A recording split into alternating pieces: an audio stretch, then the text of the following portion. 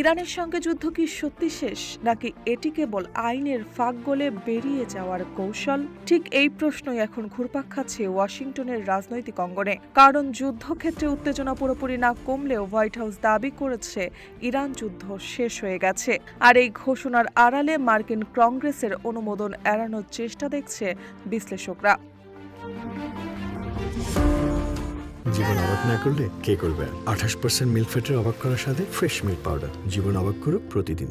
মার্কিন president Donald Trump প্রশাসন বলছে, গত এপ্রিলের শুরুতে কার্যকর হওয়া যুদ্ধবিরতির মাধ্যমে ইরানের সঙ্গে সংঘাতের সমাপ্তি ঘটেছে। 30 এপ্রিল মার্কিন সিনেটে শুনানির সময় একই অবস্থান তুলে ধরেন প্রতিরক্ষামন্ত্রী। তার ভাষায় যুদ্ধবিরতির ফলে কার্যত যুদ্ধ শেষ হয়েছে। এই ব্যাখ্যার পেছনে রয়েছে বড় একটি আইনি প্রশ্ন। যুক্তরাষ্ট্রের 1973 সালের ওয়ার পাওয়ার রিসলিউশন অনুযায়ী প্রেসিডেন্ট কোনো সামরিক অভিযান শুরু করলে 60 দিনের মধ্যে কংগ্রেসের অনুমোদন নিতে হয়। সেই সময়সীমা শেষ হচ্ছে 1 মে। তবে ট্রাম্প প্রশাসনের দাবি, যুদ্ধবিরতি চলমান থাকায় সেই ঘড়ি এখন আর কার্যকর নয়। যদিও প্রশাসনের এই অবস্থান মানতে নারাজ বিরোধীরা।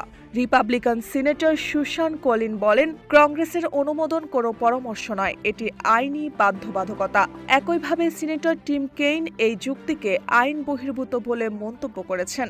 এদিকে যুদ্ধ শেষের দাবি উঠলেও বাস্তবতা এখনও উত্তপ্ত। কৌশলগতভাবে গুরুত্বপূর্ণ state of Hormuz A Iran এখনও নিয়ন্ত্রণ বজায় রেখেছে। অন্যদিকে মার্কিন নৌবাহিনীও ইরানি তেলবাহী জাহাজ ঠেকাতে অবরোধ অব্যাহত রেখেছে। বিশ্লেষকদের মতে, যুদ্ধ শেষের এই ঘোষণা মূলত রাজনৈতিক ও আইনি চাপ সামাল দেওয়ার কৌশল হতে পারে। কারণ পরিস্থিতি এখনো পুরোপুরি শান্ত হয়নি, বরং নতুন সামরিক অভিযানের ইঙ্গিতও মিলছে ওয়াশিংটনের ভেতর থেকেই। মার্জিয়া মৌ, রূপালী বাংলাদেশ।